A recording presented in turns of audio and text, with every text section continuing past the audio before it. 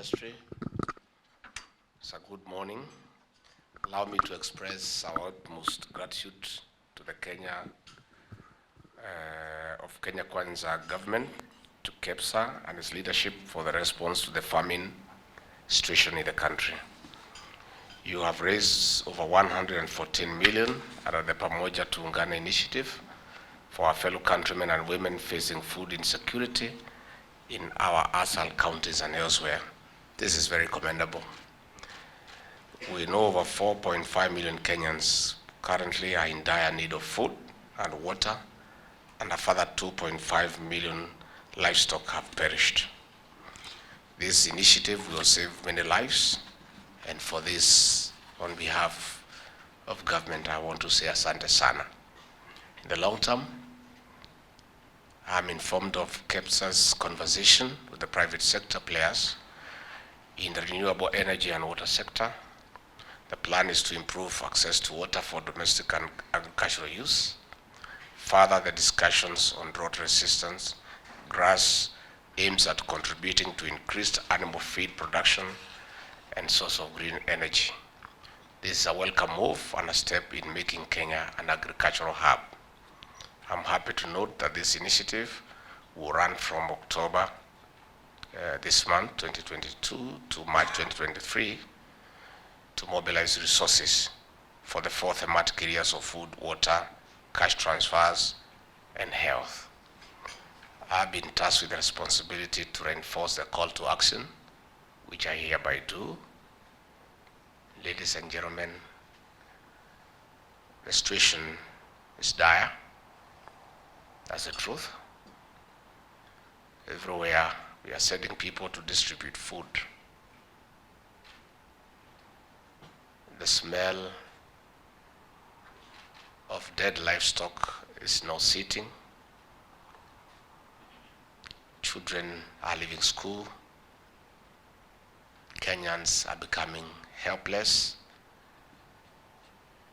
And I call upon you, please,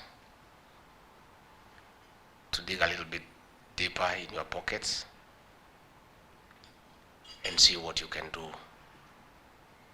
so that we have a concerted effort to make sure that no Kenyan, not a single Kenyan, dies from hunger,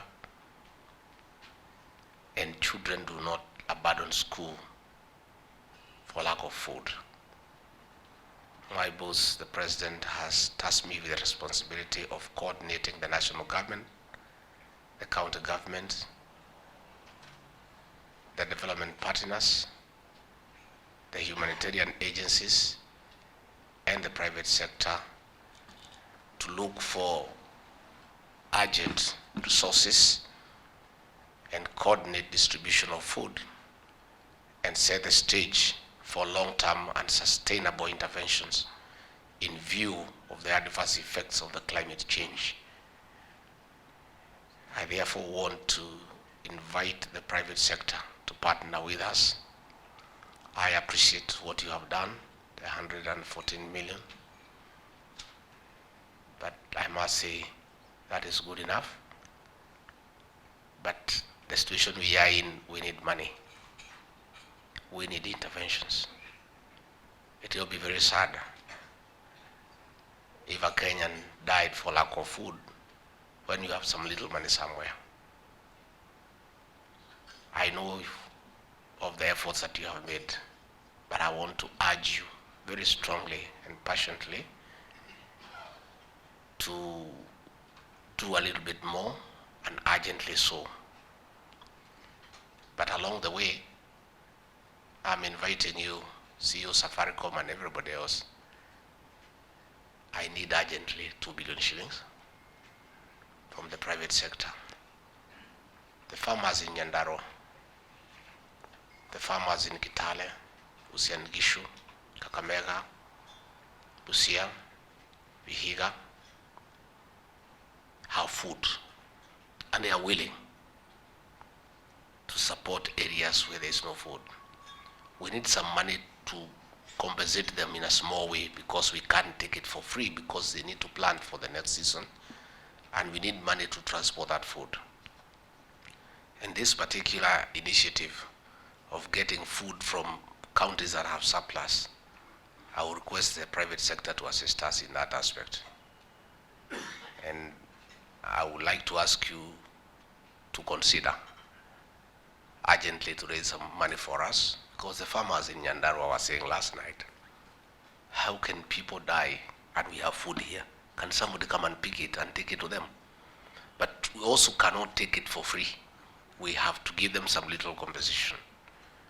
And I want to urge the county governors of those respective counties to also consider to waive cess payment for food that is being taken to those areas that are in dire need as part of their contribution.